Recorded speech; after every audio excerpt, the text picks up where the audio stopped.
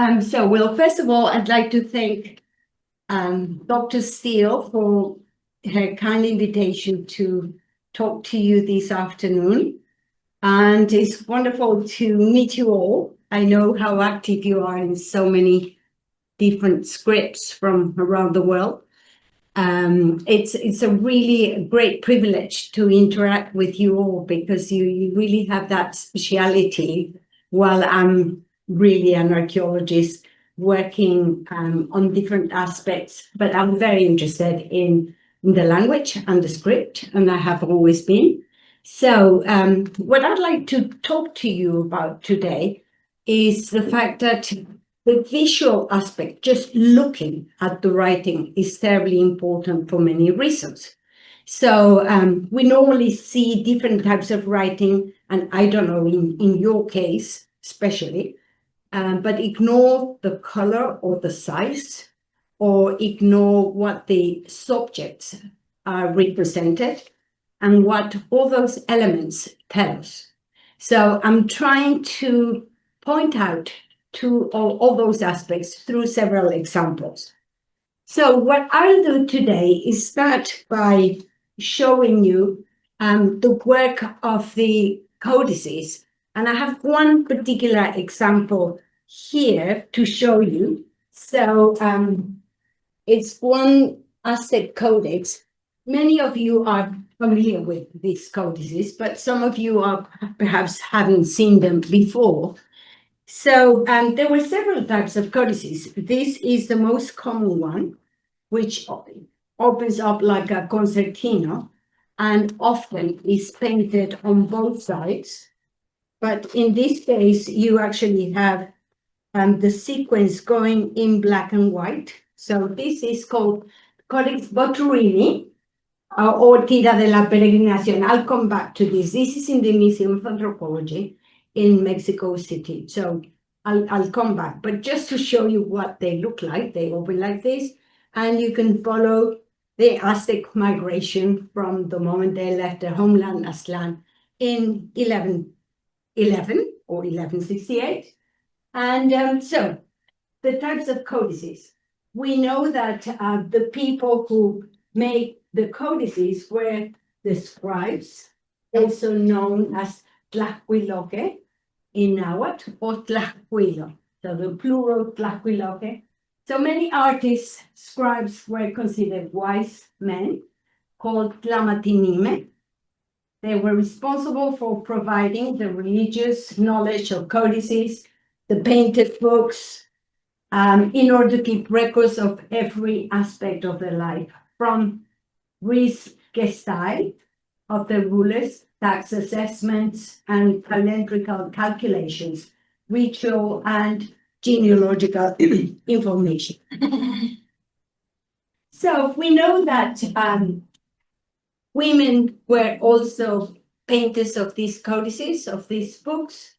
And we have an illustration here from Codex Stelleriano Remensis. So this is the wife of the second Aztec ruler, Huitzilopochtli.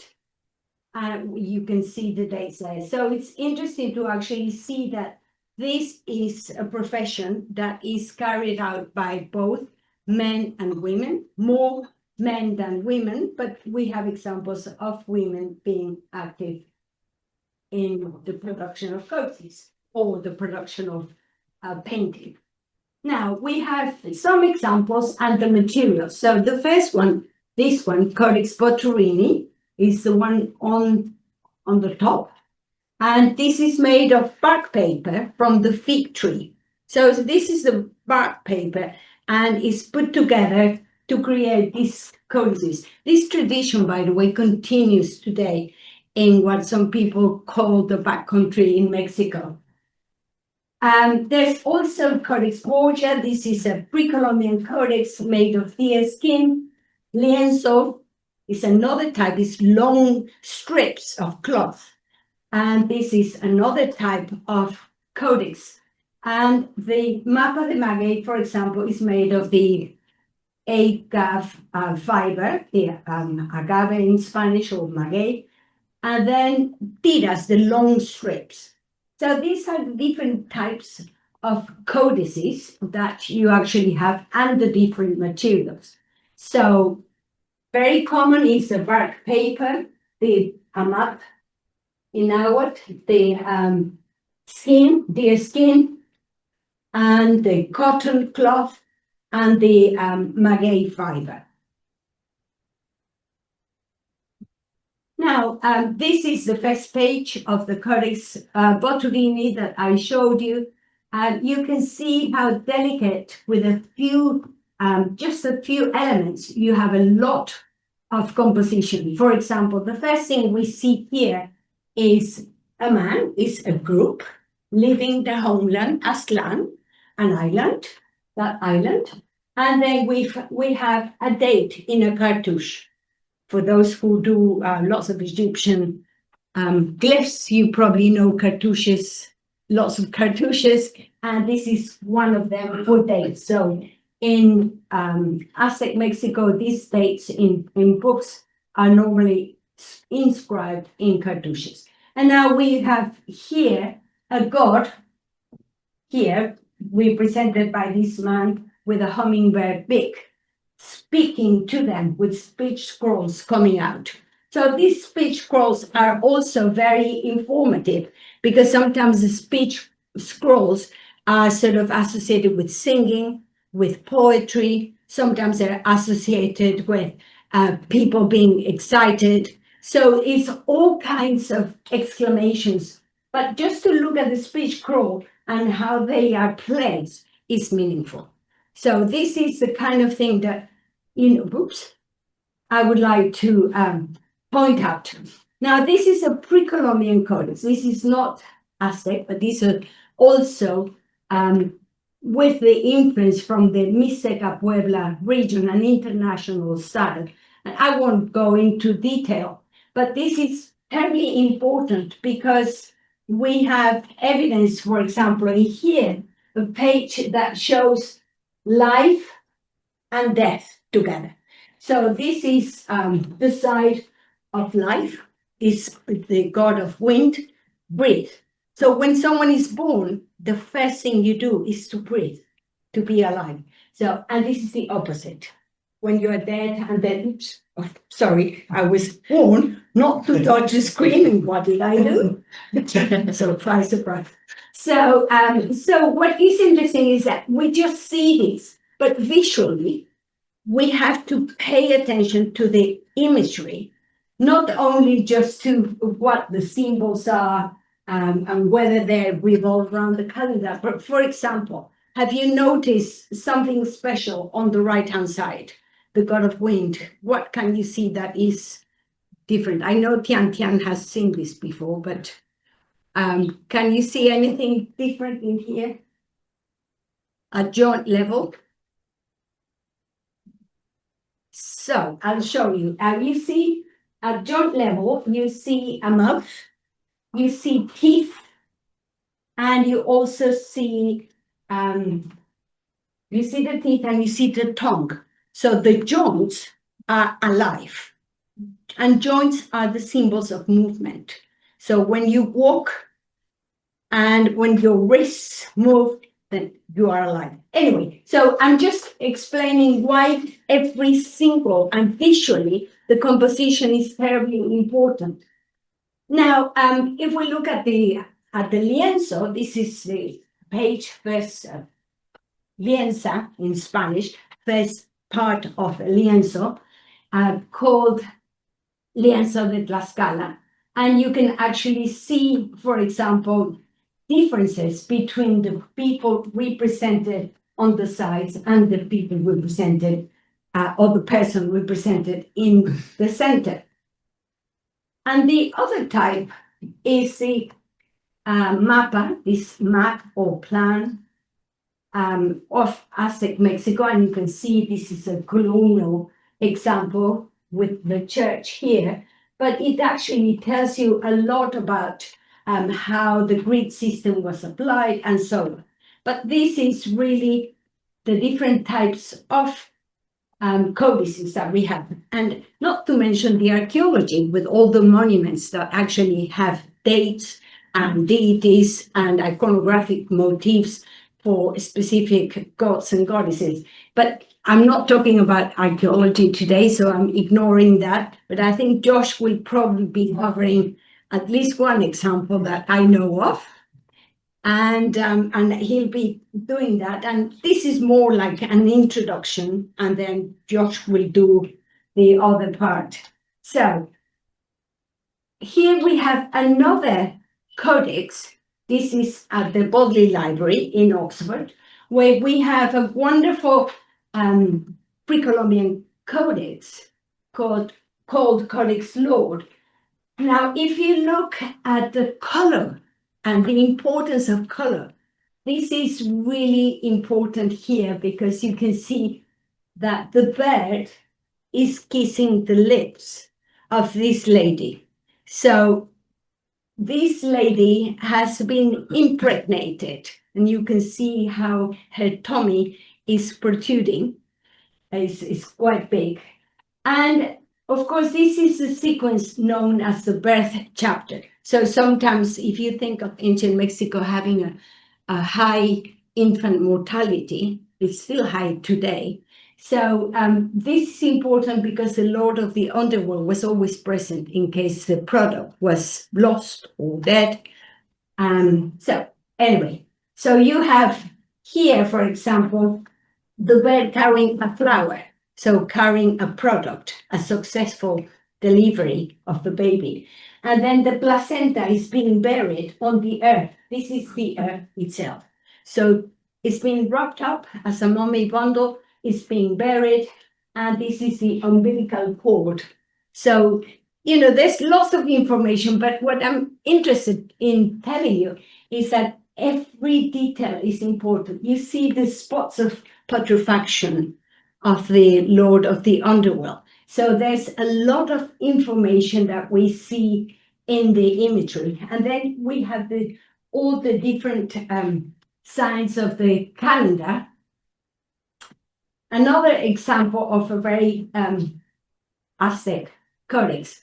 Henry Nicholson, an American scholar who was one of the best iconographers ever and one of the most distinguished scholars on anything to do with Aztecs, from writing to iconography to archaeology. Anyway, this is called Codex Bourbonicus, and this Codex Bourbonicus, in this particular page, you see the celebration of the new fire ceremony, which occurred at the end of the century of 52 years. So this is a new fire being drawn. But what you see in here, and I would like to start from the top, is a date. So you see the date is painted in blue in here, in a cartouche. You have one of the yearbearers there, here. So this is the last new fire ceremony that took place in Mexico in 1506, before the Spaniards arrived in 1519. So you have a temple here, and you have a mountain where this particular new fire ceremony took place. You've got the fire drill here, where the fire drill was actually made to work to produce a first spark of fire to ignite the fire that you see in the center. So you have the four priests, the four cardinal points, and you also have all the details of what happens to the old century. The old century goes away, and a new century starts again. But, you know, in case the sun doesn't shine with the new fire ceremony, these ladies who are heavily pregnant and who are kept in granaries, kept inside, it's like being like an X-ray, if you like, of these big pots. Oops. If you see the lady sitting, she's really big, but you can actually see that. And she's got everyone has a mask, and everyone has to hide themselves. So they hide themselves, protect their identity. Anyway, so I'm not going to do a detail of anything, but I'm just trying to introduce the idea of fire is the word Shiwit stands for fire, for time, for year, and for preciousness. So you actually have this blue element everywhere. It's the fire, it's and you can actually see these women are protected with agave masks. So these maguey masks, and you can see the warrior protecting this lady in case the sun does not come and it's the end of the century. So anyway, you can see the people standing out, looking up to the Milky Way to see the Pleiades, if the sun is going to come out or not. I won't tell you the whole new fire ceremony in 30 seconds because there are many other things to talk about. But what I would like to show you is just the visual importance of all the details. And if I go too detailed, please tell me off because I only have a limited amount of time and I'm not very good with that. So you can actually see from a different codex how important the days of the calendar, sorry, I don't want to cover you here, are, and how everything is organized in different colors. So you have a unit for 1, 2 units for 2, 3, 4, and so on. So another codex that is very interesting is Codex Aubin. This is at the British Museum. This is a 16th century codex, and it's normally dated 1560, but there are other scholars who dated 1576. So you take your pick. We know it's late 16th century. But what is interesting is that this codex really goes back to looking at the moment when the Aztecs left their homeland Aztlan and the founding of Tenochtitlan. So in pictorial images and alphabetic writing in Nahuatl. So the codex takes the form of a European book, so it's a proper European style book. It opens with the 12th century Mexica migration from Aztlan that we saw at the beginning, and ends with the arrival of a new viceroy and archbishop in Mexico City in 1607. So it's made of European paper, blank ink, several color pigments. This is actually information that I've taken and summarized from Dana Lipson.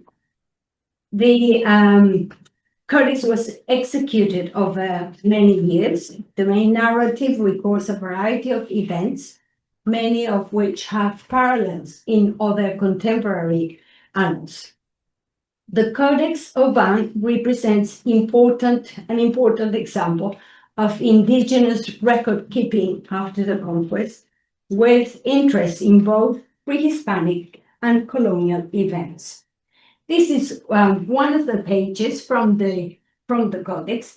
I love this page because if we are talking of the visual importance, what we have here is a big eagle and then the founding of Tenochtitlan. So according to myth, when the group found the promised land, they would have found an eagle perched upon a cactus. So this is what you see, an eagle perched upon a cactus. But you have one new element. And you see what the new element is? Snake. The snake. So the snake is really interesting because if we didn't pay attention to the visual aspect, we would find a contrasting image with the founding page of Codex Mendoza, where there's no snake. So why the snake? And why do we get this so late? So what is interesting about this codex is that there is this innovation of introducing European elements that are not even anything to do with Mexico or anything to do with the Mexica, with the Aztecs, but actually this is being brought from Europe, examples from Roman coins, from Roman reliefs, and so on. So you actually are witnessing this particular symbol for the first time, and also in Diego Duran. So there are two books where you can actually see this. But, this is interesting because this is an innovation that is brought from Europe. And then if you look at the Mexican flag today, you have the eagle perched upon a cactus and bearing a serpent. So, it's sort of like the whole thing is turning European now, and this is the Mexican flag. So this is how history gets transformed. So we have here again the year 2 flint. So we've got the year 2 flint at the top, and we actually have the founding of Huitzilopochtli's temple. Now, these are some of the codices that I could show you just to give you an idea of how the visual imagery is portrayed and depicted. But there are many other examples that we could have brought if the Spaniards hadn't destroyed the libraries and burnt the libraries continuously. So this is a good example from the Historia de Tlaxcala, how the Franciscan friars were continuously burning libraries and burning clothes and anything to do with the pagan world that they saw or that they considered to be. So this is a good example of the destruction of those libraries. Now, we have another great source of information on anything to do with the Mexicas and with the Aztecs. But what is interesting here is that I think Josh will also make a reference to that because he has worked on that. So, well, I've done lots of archaeology. He's done lots of codices and lots of texts. So it's a good combination here. But this is my favorite selection. This is what I consider to be from the world of books and codices. So Bernardino de Sahagún, this Franciscan friar who went to Mexico in 1529 and put everything together that he saw about the life of Mexico, everything from the types of plants, from the types of trees, from the types of minerals, the education of the children, the different ideas people had about religion. The natural world is a fabulous compendium of anything interesting because it has nothing to do with religion, so it's very detailed. And this particular codex was put together with the help of the Mexican Nahuatlatos, the specialists on Nahuatl, who were very wise and learned people. So this is a Florentine Codex or the history of the things of Uzbek. So this is Bernardino de Sahagún. And the beauty about this book is that you actually have two columns, one in Spanish, one in Nahuatl, and then you have a vignette. So you know exactly what this is all about. You have not only the information in Spanish, but if your Nahuatl is good enough, you can challenge whether they actually got the information correctly in Spanish, because the information is actually written in Nahuatl. So Miguel León Portilla, the most distinguished Nahuatlato in Mexico, put together a seminar where they actually look at nothing but the Florentine Codex in every single book to see how accurate the translations were. And of course, this has continued with Patrick Johansson, a colleague of mine who does a Nahuatl study day at UCL every year with me. And we are to do one later this year. It's running a little later than anticipated, but that's the way it goes. So this is another page from the same codex, and you can see the types of musicians, the types of musical instruments and the ideas that they had of music and so on. So what I like to show you here is how every detail is important in here, from the headdress, from the ornaments, and so on. So is as I said, is everything that we look in a page of these manuscripts that give us information about the importance of the visual world.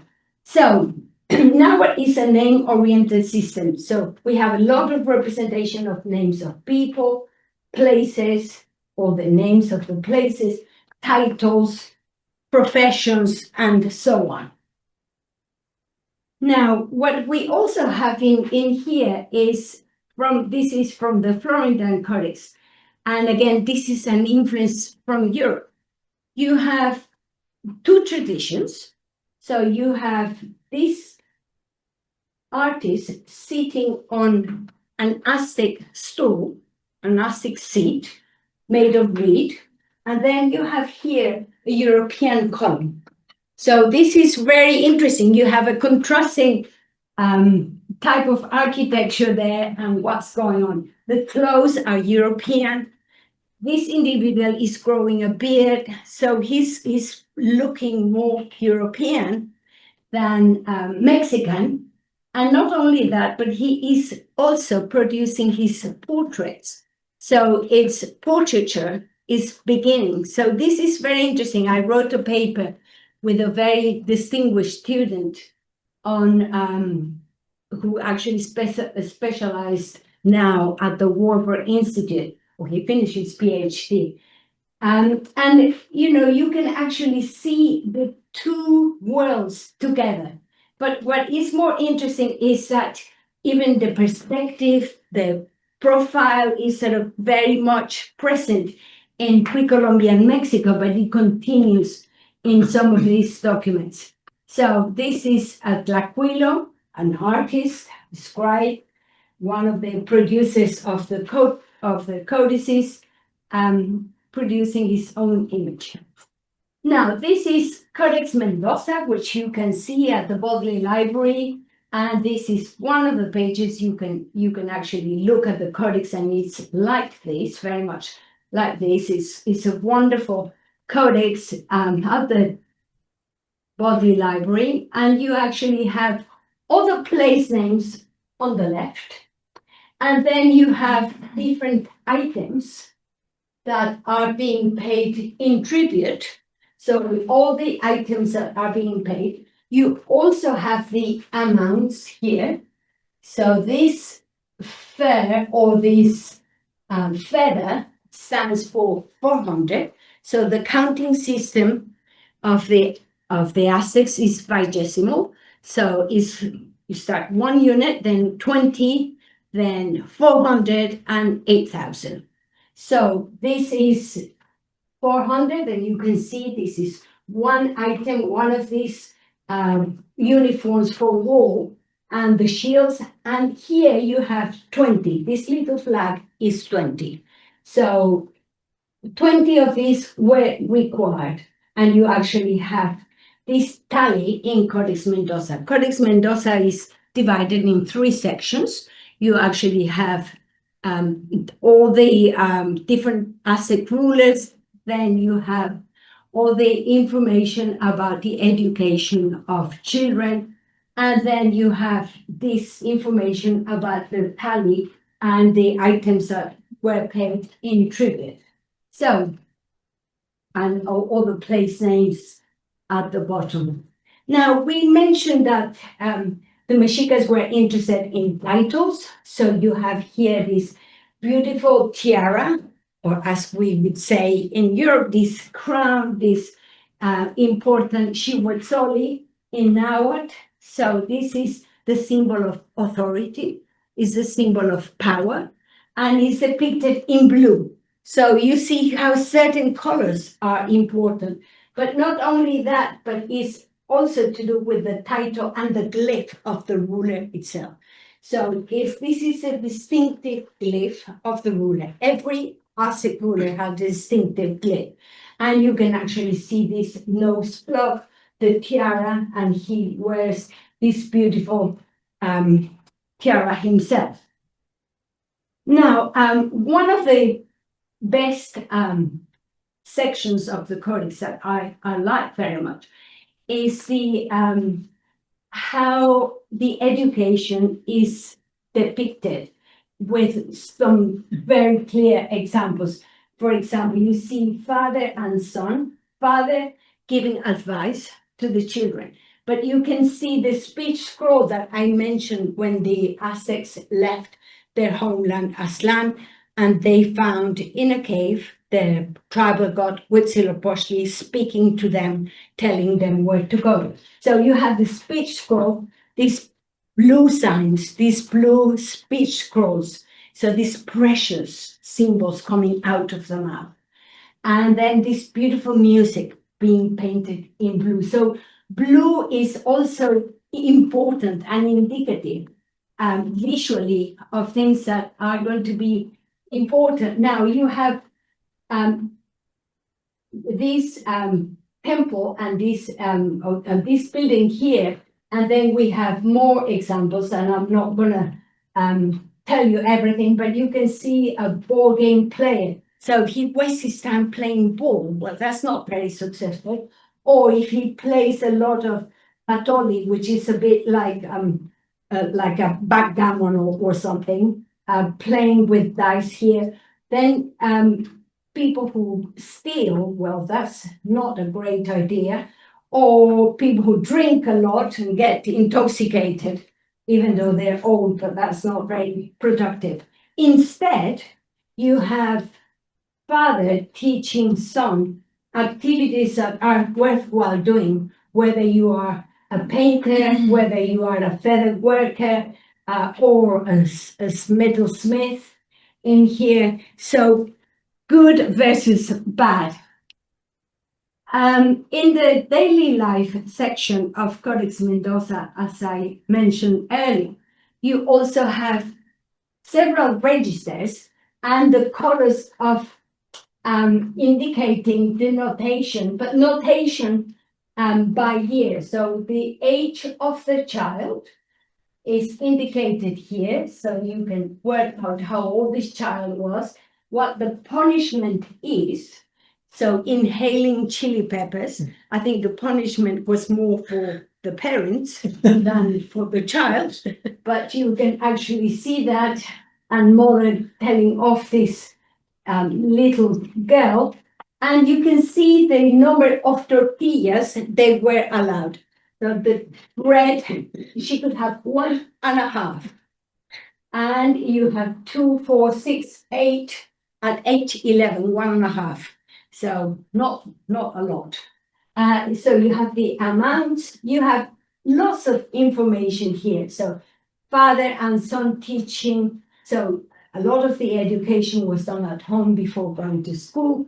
Anyway, so, but visually, you know, every element is important. Here you have 2 tortillas. So it's a little older. You have 2 tortillas.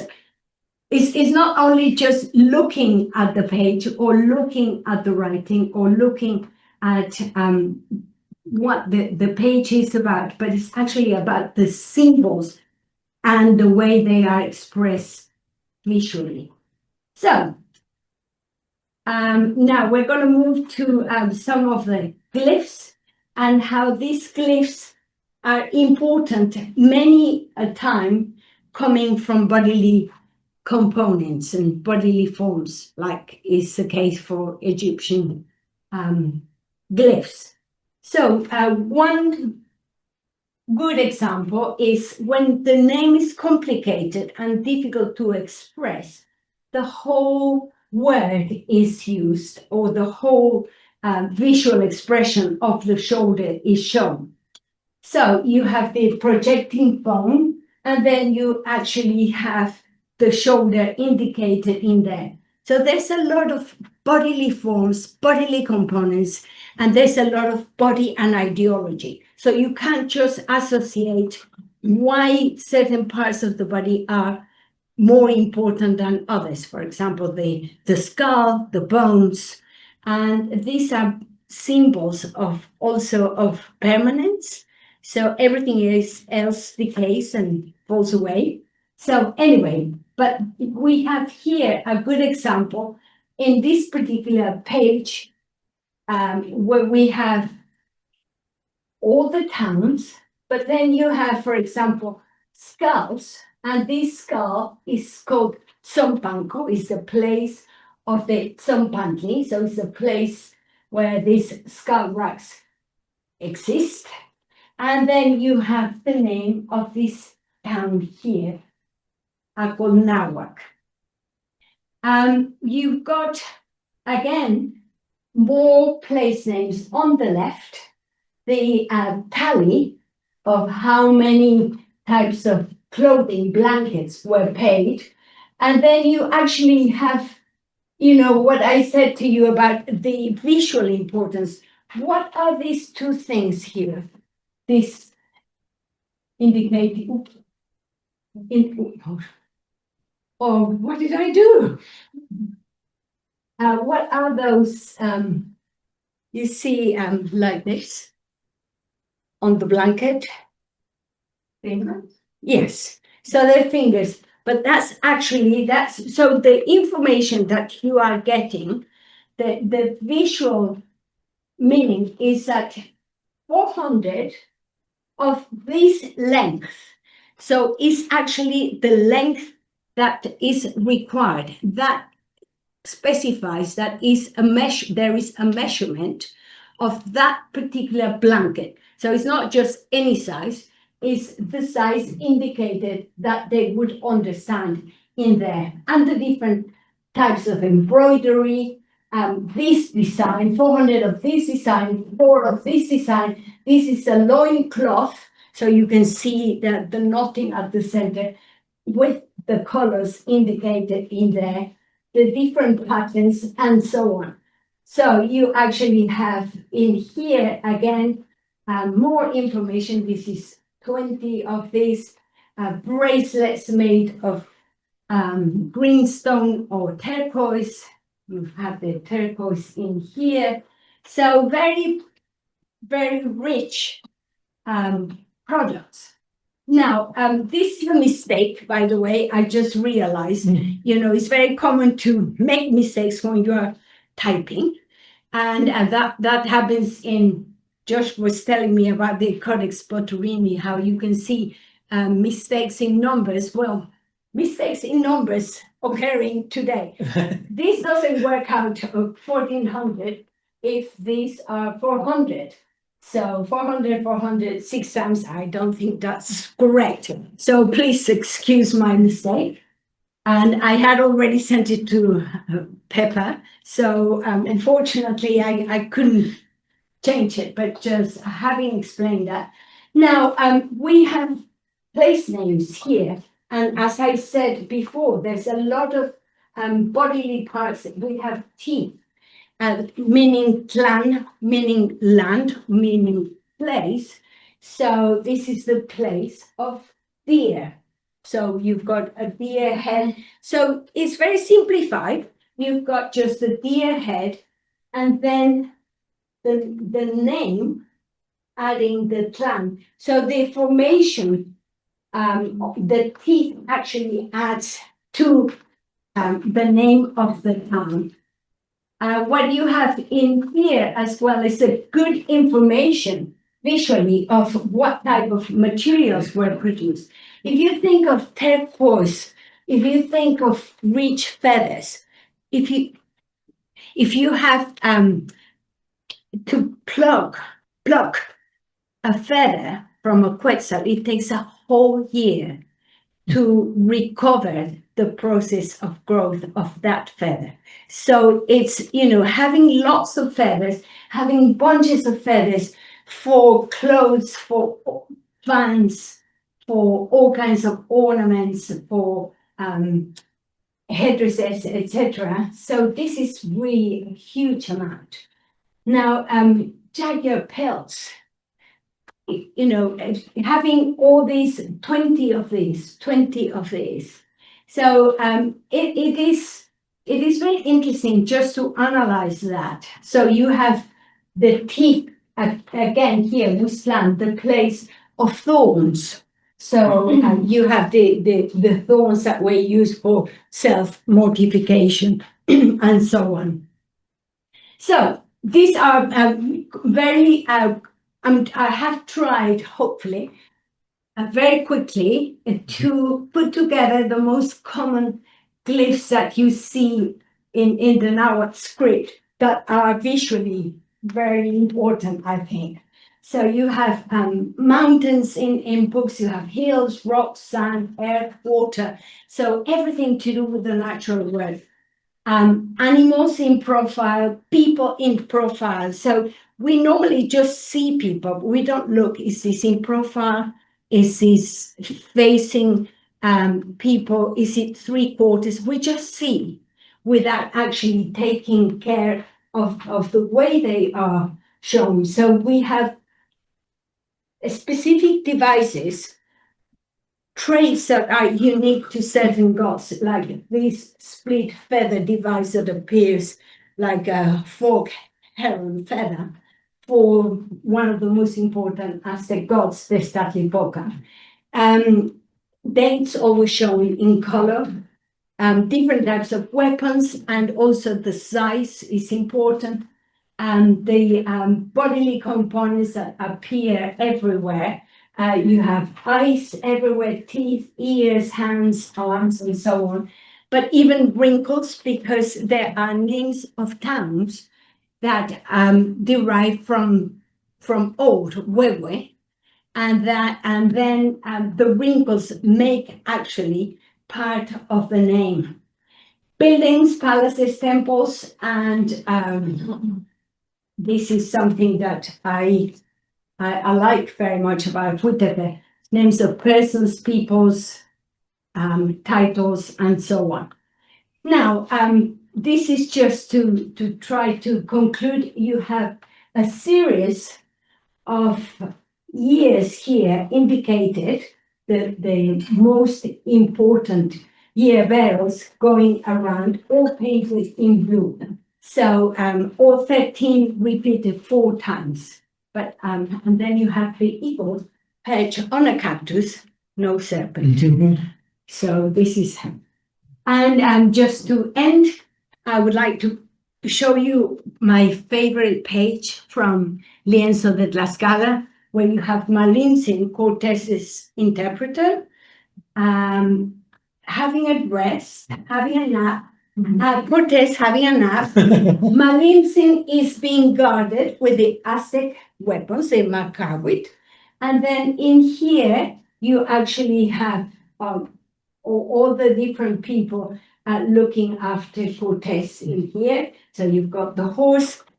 So there's so much information. But, you know, we always see scenes of murder and cannons and fire and devastation. I can imagine them being exhausted, traveling from A to B in the heat of Mexico, sort of taking a nap, taking a rest, and, you know, the human element.